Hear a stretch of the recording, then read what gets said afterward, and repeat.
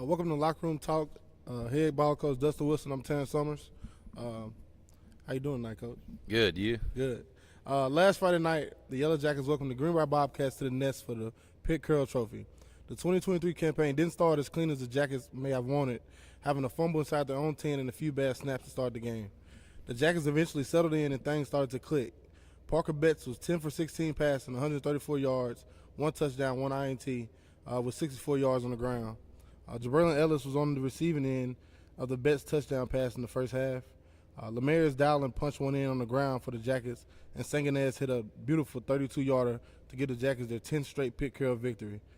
The Jackets looked very settled in the second half, and a lot of new Jackets were discovered by the Springfield faithful on a beautiful Friday night in the nest. Jabrylin Ellis, Parker Betts, Lemarius Dowling, Hayden Reynolds, a couple new guys stepped right in and played good ball.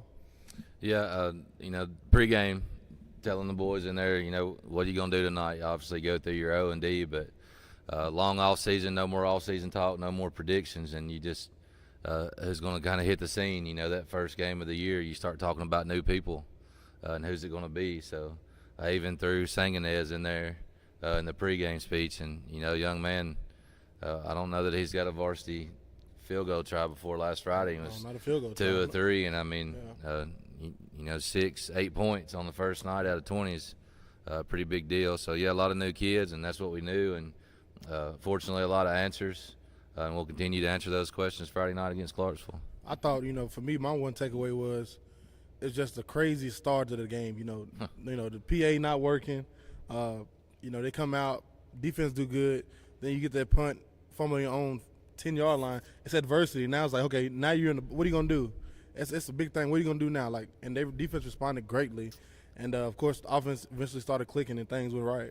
Yeah, that was it was rough getting through pregame. I mean, little disclaimer, folks, we do check that type stuff. I mean, that was freak happening, and a little shout out to our technology department getting things up and running. By the time didn't Chris get to say something about the Boy Smith scholarship? Was that on the PA? Right, I think probably the end of the first quarter. So the break of the first quarter, they got to celebrate Grundy receiving the Boy Smith. Those guys wanted to do with that group, and but yeah, that's pregame. That's happening. It's quiet out there. It's a little different, and it's different already because all the kids are new, and it's different because your PA don't work, and just different. Then we get a 3 and out, like, all right, football, and then we'd have some misfortune, and it's adversity. That's football. Football puts tests out in front of you, and you just got to get through them. But I know you even said we settled down the second half.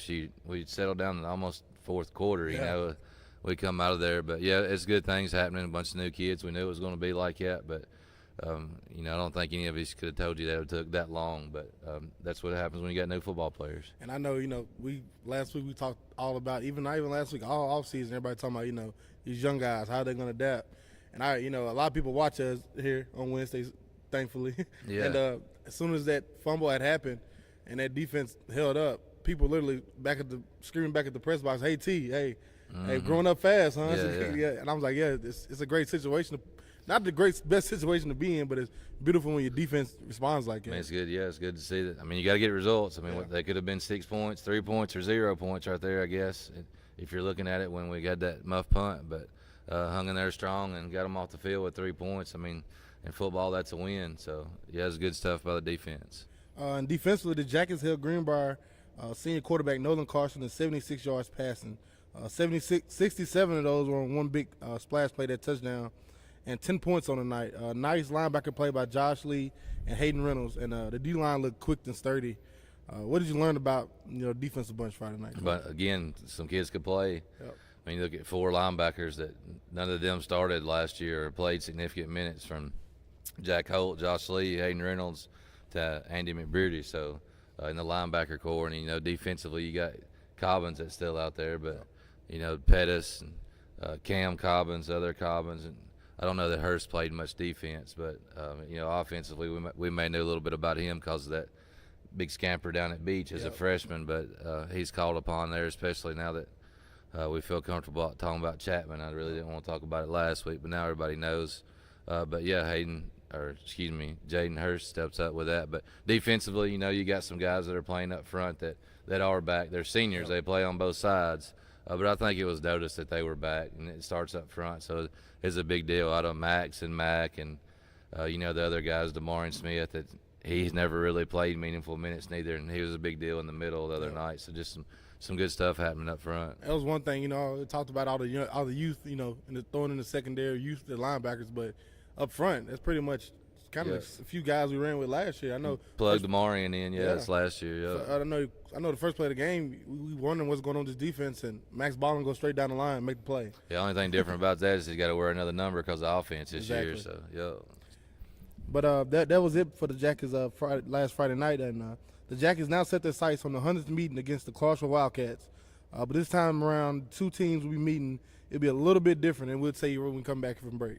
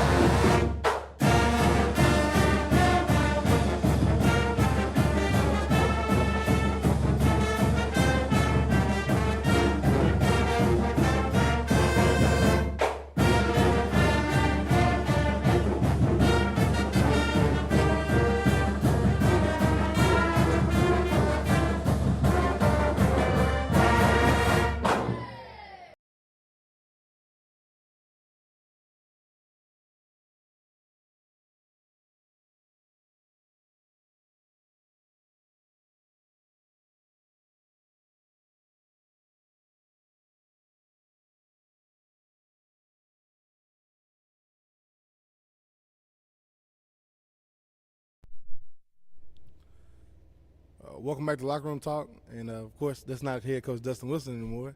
That is now pleased to be joined by co-owner of the 10-7 Barn and master carpenter, Mr. Thad Doris. How you doing? I'm doing great.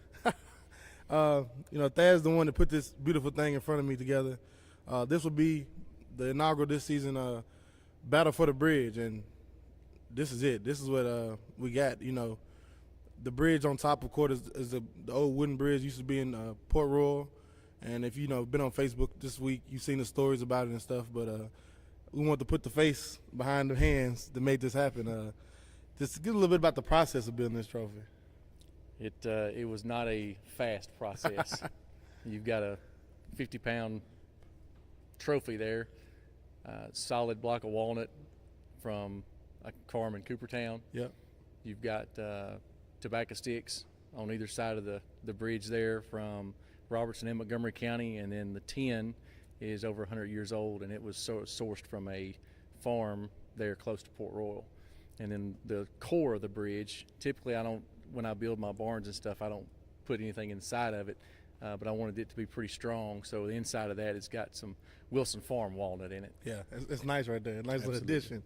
This is a solid piece of material right here, man. I'm excited for it, and it was something that I threw at Coach, probably in the springtime, and then Coach Shelby hit back and was like, okay, make this happen. I started to go through the process. Me and Coach had seen we wanted to do a bridge, and we found a company in Iowa that can do the bridge. Well, they had done a bridge, and it was going to be out of steel and a nice trophy. Probably not this big, I'll tell you that much. But then it kind of fell through, and I was like, Coach, what's next? And he said, hey, I got an idea. I'm like, okay. He was like, Thad, why we haven't thought of that? Here he's part of the staff. If everybody knows you come to the game, they see you around. So we was like, Coach threw it out there and said, hey, let's see what he can do. And I went to your house, went to your shop out there. You and Stephanie was out there, getting barns done, and you first pitched that piece of solid, whatever, that piece of hunk on the bottom, and I was smiling with it in my hands like this is gonna be the base of the trophy, and I'm happy to say probably the rest is gonna be history. I hope so. That's as we talked about it before, that's probably one of the things that I'm most proud of that I've ever made. Just not necessarily for what it looks like, but what it's going to be in the future. I mean, that stout, it's not going anywhere. And you came to me with an idea, and we kind of sketched it out a little bit and came up with it, and decided we wanted to get it up off the solid block to really separate the bridge from the base, and reached out to Kevin Dean from Powder Plus, and he made those steel cases or steel stands for us, and man, it just turned out really, really well. It's beautiful. It's been nothing but compliments about it, and I just want everybody to know that he did it. And if you ever need him, him and Stephanie, the 10-7 barns, they make those mini barns all the time. Please, go out there and get one and support them, because it's great stuff y'all do. Absolutely. And I'll give the rundown just like you did. A wooden model of the old Port Royal covered bridge, made entirely out of used tobacco sticks, sourced from Montgomery and Robertson County, are bonded together by a piece of walnut from Wilson Farm in Coopertown, Tennessee. The tin roof is made of 100-year-old scrap tin sourced from a farm near Port Royal, and is anchored by steel beams from Kevin Dean, Powder Plus, atop of a 50-pound piece of walnut sourced from the Cobb Farm in Coopertown, Tennessee. I know the what is the gold plates right here? Mm-hmm. They were from Winner's Choice uptown in Springfield. They did those, and Okay. I'm proud to say that, hey, this entire trophy is Robertson and Montgomery County, literally every piece of it. 100%. Thank you, Thad. It's been fun. We'll take a break, and we'll be back here on Locker Room Talk with head coach Dustin Wilson, talking about the Battle of the Bridge.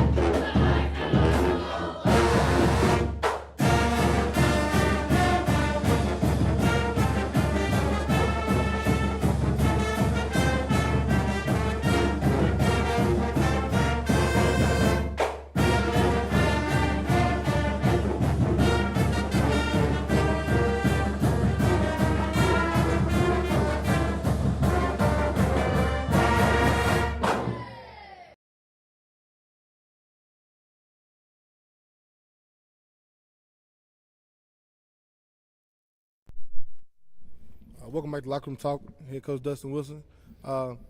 Friday night, the Jackets hit the Clarksville to face the 1-0 Clarksville Wildcats in the battle for the bridge. This marks the 100th meeting of Springfield versus Clarksville in the first battle for the bridge. Clarksville comes in hot off a 56-0 opening week win at Montgomery Central.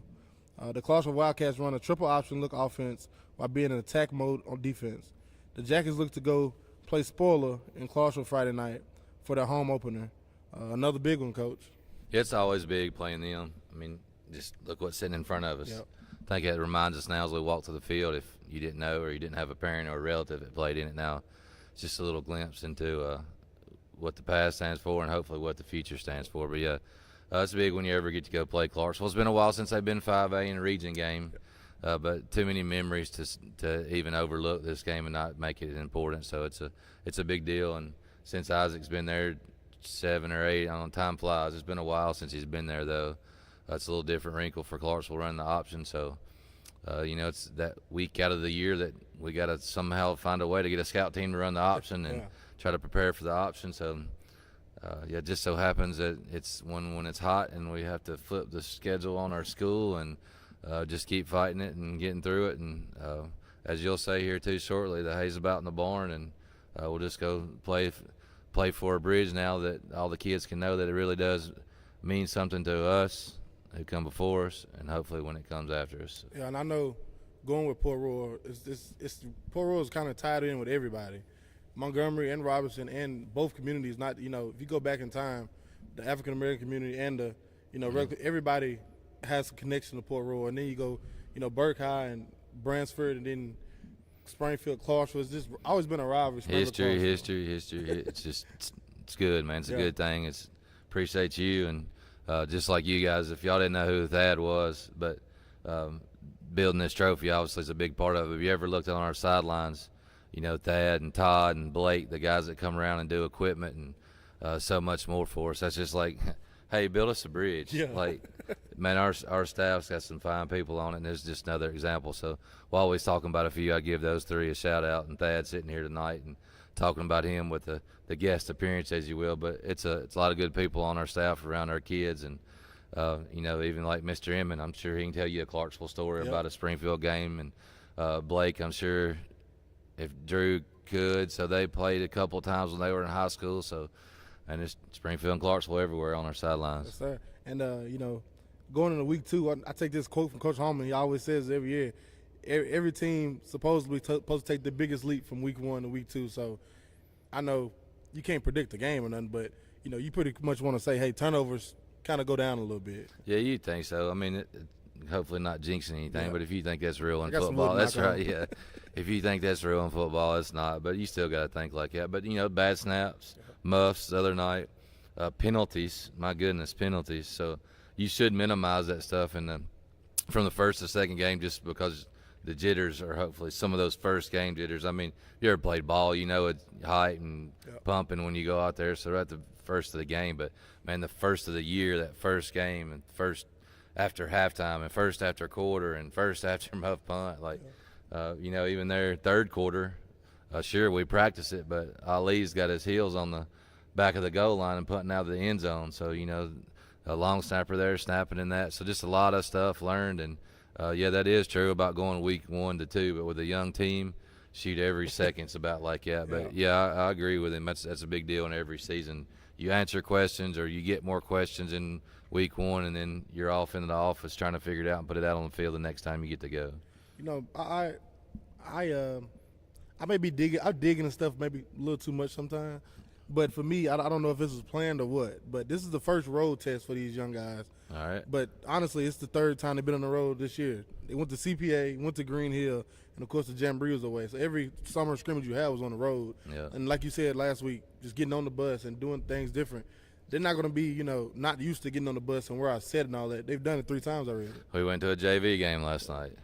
JV players hadn't been on the JV bus without the varsity players, and here we are all standing in the aisles wondering what our seat is. So, yes, T, that's right, digging, that's some good digging there, because this should be the 4th time that we've got on a bus as a group and going. So that's what scrimmages are for. It's what jamborees are for. But, yeah, we'll get on the road and, just as people are asking, because I know it's on TV and the media releases, but, it's a possibility of it starting a little bit later because of the heat index. I have no answers right now. Obviously, everything is forecasted, and you'd want to make that call as late as possible, but also in a safe manner. So, guys, it is a possibility this week. But we're getting on the bus. It's going to be a hot bus, and we're going to go play football. We just don't know what the start time is yet. Yeah, okay. And the last one I got here, Coach, what's been the message, heading into this week from you?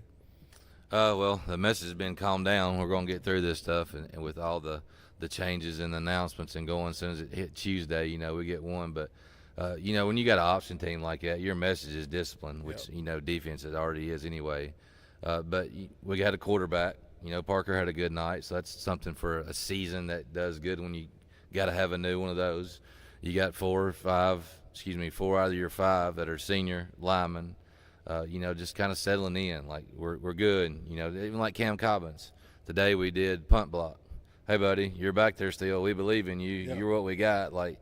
So the message, although it may be stubborn or selling on what we think, but it's just telling our kids, like, hey, we are what we think we are. Like, don't worry about everybody else. Like, let's go. This is our best, and let's just get ready and, just play a disciplined game against that offense and our offense, hopefully create a little bit of rhythm here without some jitters early. Yes, sir. Of course, I had the coach's announcement. You kind of cleared that one out just a second ago. With the possibly time change. If anything happens, then I'll let everybody know on social media, and we'll go as that. But we're ready for it, Coach. Yeah. I don't think I got nothing else. That is a surprise, though. We got to deal with it. our team, obviously, we've been adjusting per heat as outside activities was gone. But it is an option. Guys out there and do a good job. When I tell the staff, he'll let you guys have it. But there's 3 options right now on the table as far as we know, 7, 7:30, and 8, just to kind of keep it on. But beyond that, tickets on GoFan, Clarksville High. We've went very, very many times. Yep. Right in the backyard.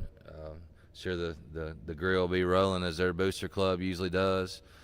Make it even a little bit cooler. And I don't mind talking about Clarksville. They may be an enemy, but it's a respectful one. Yes, sir. They're actually creating a football. Is it just football? Did he tell you that? I don't think it's. I think it's all sports Hall of Fame. Okay, but anyway, it's kind of like we've done here in the past. This may be the 3rd or 4th class that we've inducted at Springfield High School and Branchford, but they're doing the same thing, and it sounds like they're playing a little catch-up with inducting 25 people. So, again, not saying anything about Clarksville, or it's obviously Springfield, but that's going to add people and atmosphere to the game. So once we get that thing started, it should be an exciting night, and looking forward to another one, but the 100th one makes it that much more special. 100th one, Springfield versus Clarksville, pack the house. Let's make it one for the ages. We're less than 48 hours from game time, and for the Jackets, the Hayes in the barn. Only a walkthrough left and it's game day. Can't wait to see everyone Friday evening as we head to Clarksville to battle for this bridge. As always, if you can't make it out, me and Kenneth Holman will be on live, Social Street Sports at 6:45. Thank you, Coach, and as always, go Jackets. Yes, sir.